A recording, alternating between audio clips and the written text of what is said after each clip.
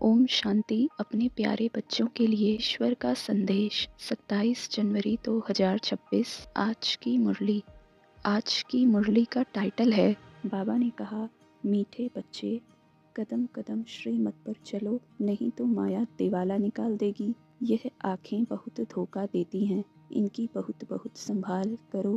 प्रश्न, किन बच्चों से माया बहुत विकर्म कराती है? यज्ञ में विघ्न रूप कौन है?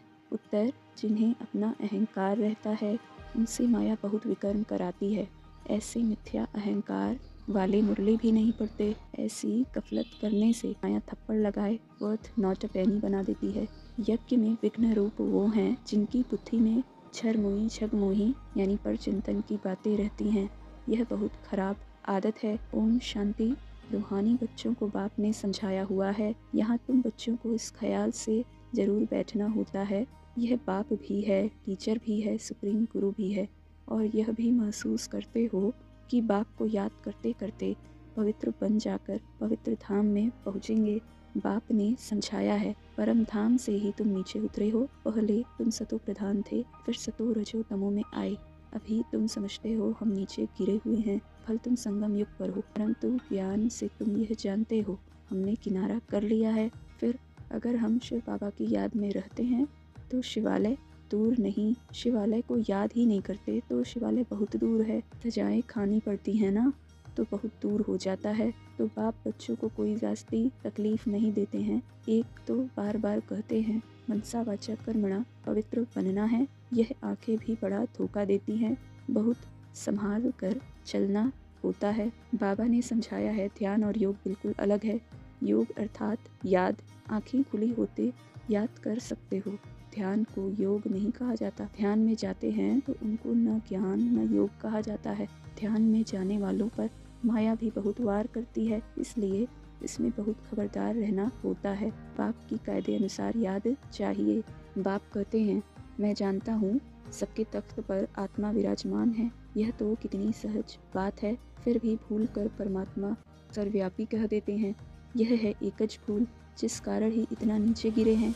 विश्व का मालिक बनाने वाले को तुम गाली देते हो। इसलिए बाप कहते हैं, यदा यदा ही अधर्मस्य। बाप यहाँ आते हैं तो बच्चों को अच्छी रीति विचार सागर मंथन करना है।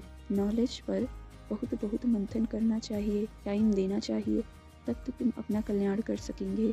इसमें पैसे आदि की भी बात नहीं। भोग तो कोई मर न सके। जितना जो बाप के पास जमा करते हैं उतना भाग्य बनता है। बाप ने समझाया है, ज्ञान और भक्ति के बाद है वैराग्य। वैराग्य माना सब कुछ भूल जाना पड़ता है, अपने को डिटैच कर देना चाहिए। शरीर से हम आत्मा अब जा रही हैं। अच्छा, धारणा के लिए मुख्य सार। पहली पॉइंट, अपने ऊपर बहुत कंट्रोल रखना है। श्रीमत में कभी बेपरवाह नहीं बनना है, बहुत बहुत खबरदार रहना है, कभी कोई कायदे का उल्लंघन ना हो। दूसरी पॉइंट, अंतर्मुख हो, एक बाप से बुद्धि की लिंक जोड़नी है। इस पतित पुरानी दुनिया से बेहद का वैराग्य रखना है। बुद्धि में रहे, जो कर्म मैं करूँगा मुझे देख सब करेंगे। वरदान, ज्ञान की पॉइंट्स को हर रोज रिवाइज कर समाधान स्वरूप बनने वाले बेगमपुर के बादशाह भव।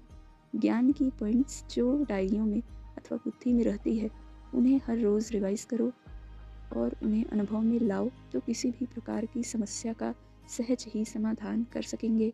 कभी भी व्यर्थ संकल्पों के हैमर से समस्या के पत्थर को तोड़ने में समय नहीं गवाओ। रामा शब्द की स्मृति से हाई जंप दे आगे बढ़ो, फिर ये पुराने संस्कार आपके दास बन जाएंगे। लेकिन पहले बादशाह बनो, तख्त नशीन बनो।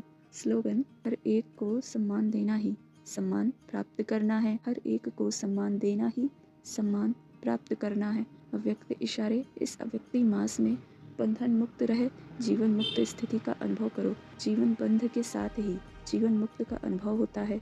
वहाँ तो जीवन बंध की बात ही नहीं, वहाँ तो सिर्फ उसी प्रारब्ध में होंगे। मुक्ति धाम की मुक्ति का अनुभव जो अभी कर सकते हो वह वहाँ नहीं कर सकेंगे। इसलिए संगम युग पर मुक्ति जीवन मुक्ति का अनुभव करो। वर्षे के अधिकारी तो बने हो, अब उसे जीवन में धारण कर पूरा लाभ उठाओ। अच्छा, ओम शांति।